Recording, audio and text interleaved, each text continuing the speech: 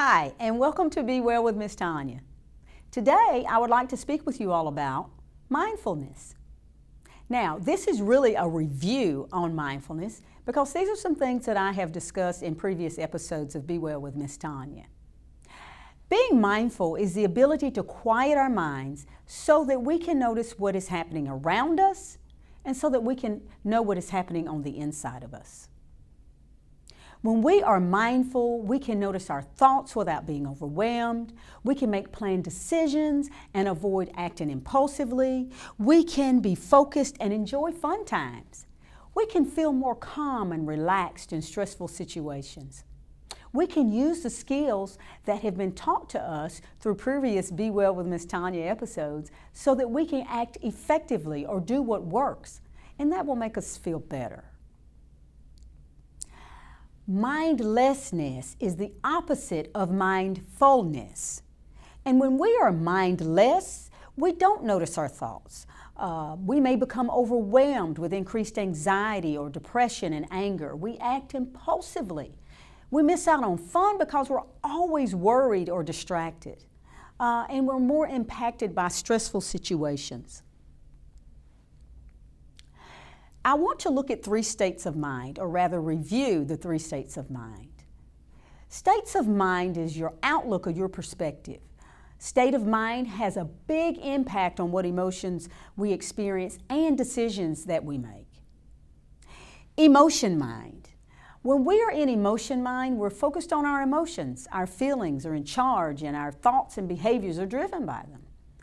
We can have enjoyable emotions and difficult emotions in emotion mind. In emotion mind, we're not focused on the facts, we only focus on our feelings. Reason mind. When in reason mind, we're focused on the facts. We analyze and think logically. Reason mind, our thoughts and behaviors are guided by the facts. We're not focused on or feeling much emotion when we are in reason mind. And then there's wise mind, which is the balance between the two. When we are in wise mind, we're able to feel our emotions and focus on the facts. In wise mind, we make decisions based on how we feel and the facts. Wise mind helps us to do what is healthy and effective. Let's look at some examples. Lisa woke up to the sound of her mom's voice saying, "Lisa, get out of bed." Lisa turns over, looks at her clock, and realized that she was late. Lisa stumbled out of bed and rushed through her morning routine. She didn't take a shower, she didn't put on any makeup, and she wore clothes that she didn't feel good about. On the ride to school, Lisa felt flustered and angry. Her mother just simply asked Lisa about her math test. Lisa's body became tense and her face got hot, and Lisa yelled at her mom. Lisa began crying and refused to talk. When arriving at school, Lisa slammed the car door and skipped her first class. So what state of mind was Lisa in? How do you know she was in this state of mind? Let's describe her thoughts and her actions. So it appears that Lisa may have been in emotion mind. How do I know that? Because of how flustered and angry Lisa was. Her body was tense, her face was hot, and as a result, she slammed the car door and skipped her first class. But Lisa's thoughts were, I'm late, I didn't take a shower, I didn't put on any makeup, and I have on clothes that I do not feel good about. Let's look at another example. Biology is Jimmy's favorite class. The teacher announced they would be looking at a bug collection today. The other students said, "Gross."